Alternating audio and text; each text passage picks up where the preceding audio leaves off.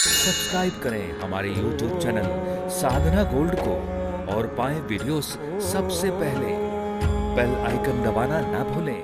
देखिए, भगवान सर्वत्र व्याप्त है। हम कहीं भी भगवत भाव करें, भगवत भाव से किसी की भी सेवा पूजा करें, वो सेवा पूजा भगवान की ही होती है। मंदिर में मूर्ति है, पत्थर की है, धातु की है, लेकिन हम उस समय जब सेवा पूजा करते हैं, भोग लगाते हैं, आरती करते हैं, श्रृंगार करते हैं, उस समय हम ऐसा भावना नहीं करते हम किसी शिला को, किसी पत्थर को, किसी धातु को सजा रहे हैं, हम पत्थर को भोग लगा रहे हैं, ऐसी भावना नहीं करते। भावना करते हम ठाकुर जी को भोग लगा रहे हैं, तो उस पत्थर में भगवान की भावना करते हैं, इसलिए वो पूजा, वो सेवा भगवान की हो जाती है। यहाँ दूसरे धर्मों के लोग जो इस तत्व को भाव राज्य में जिनका प्रवेश नहीं, जिनको साधु संतों का सत्संग लाभ नहीं प्राप्त हुआ, वो कहते हैं कि भगवान की सेवा कैसे, भगवान तो सारी सृष्टि को खिलाते, इनको क्या खिलाना। अब वो दरअसल प्रेम के तत्व को समझते नहीं, वो नहीं जानते कि परमात्मा प्रेम के भूखे। वो कहते हैं भगवान को क्या खिलाना, भगवान तो सारी दुनिया को खिलाते, इनको क्या भोग लगाना।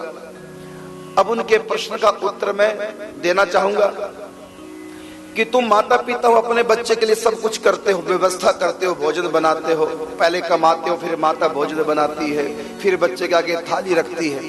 यदि बच्चा उस थाली में से एक रास तोड़ करके तुमको कहे पापा पहले आप खाओ, तो आपको अच्छा लगेगा या बुरा लगेगा? अच्छा लगेगा और आप खाएंगे। जब बच्चा जिद करेगा पहले मम्मी पापा आप खाएंगे, मैं बाद में खाऊंगा, तो उस समय मम्मी पापा ये थोड़ी कहेंगे कि हम तो तुमको खिलाते, तू क्या हमको खिलाएगा। ये थोड़ी सोचेंगे। क्या सोचते हैं कि हमारे बच्चे का हमारे प्रति कितना प्यार है, और फिर माँ बाप खाते हैं। इसी प्रकार परमात्मा माता पिता की तरह सब कुछ हमको देते हैं, लेकिन जब हम उनको भोग लगाते हैं तो उनको ऐसी अच्छा लगता है जैसे तुम लोगों को अच्छा लगता है जब तुम्हारे बच्चे तुमको खिलाते हैं, क्योंकि इसका कारण प्रेम है। वहां तुम्हारा ऐश्वर्य नहीं चलेगा। तुम ये नहीं कह सकते बच्चे को हम तो तुमको खिलाते, तू क्या हमको खिलाएगा, ये नहीं कह पाएंगे आप, क्योंकि वहां आप ऐश्वर्य भाव, आप वहां दाता नहीं बन सकते। प्रेम के आगे हर व्यक्ति चाहे बड़ा हो चाहे छोटा हो, प्रेम के आगे भिखारी होता है। वो प्रेम सेवा चाहता है, वो प्रेम चाहता है। अब बच्चा पिता से माता से प्यार करता है, खिलाता है मम्मी पापा को, जो मम्मी ने परसा है भोजन थाली में, उसी में से पहला ग्रास मम्मी के मुख में देता है, तो मम्मी को कितना प्रसन्नता होगी। अरे ये प्रेम की बात है। समझो परमात्मा प्रेम करते हैं, यही भोग लगाने का रहस्य है, यही भगवान की सेवा का रहस्य है। माता पिता हमको वस्त्र देते हैं, वस्तुएं देते हैं, सब कुछ देते हैं, लेकिन जब मम्मी पापा का बर्थडे है या सालगिरह शादी की हो और हम कोई गिफ्ट, हम अभी कमाने नहीं लगे, हमारे पास पैसा नहीं है, हमारे पास जो भी कुछ है पापा का ही है।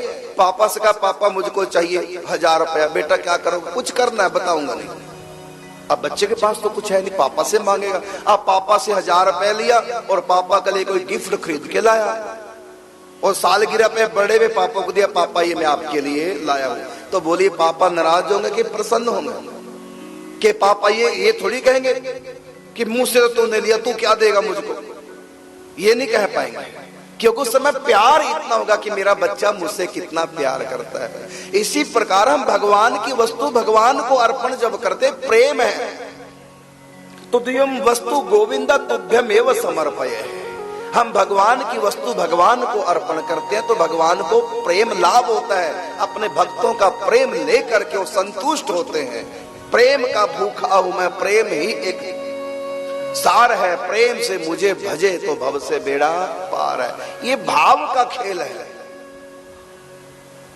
तो जब यहां पर प्रेम में माता पिता अपने बच्चे की सेवा को स्वीकार करके प्रसन्न होते हैं, इसी प्रकार परमात्मा भी अपने भक्तों का भोग लगाया हुआ आरोगते हैं। पत्रम पुष्पम फलम तोयम यो में भक्ता प्रिय। गीता में भगवान ने कहा पत्र पुष्प फल जल जो भी कोई प्रेम से मुझको अर्पण करता है, मैं उसको प्रीति सहित स्नामी खाता हूं, ग्रहण करता हूं। भगवान ने कहा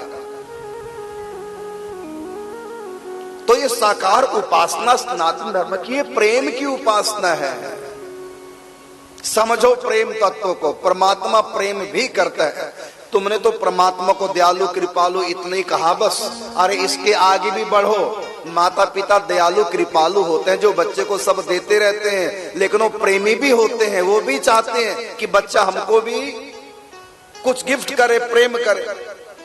और प्रेम सूखा नहीं होता, प्रेम किसी न किसी वस्तु का आधार लेकर ही किया जाता है।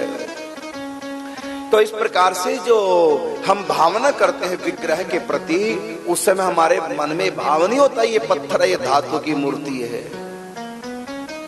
जब तक खदान में था तब तक वो पाषाण था, दुकान में आया तो मूर्ति बन गया, और जब मंदिर में आया तो उसको भगवान की स्थापना करके उसमें भगवत भाव हमने डाला है।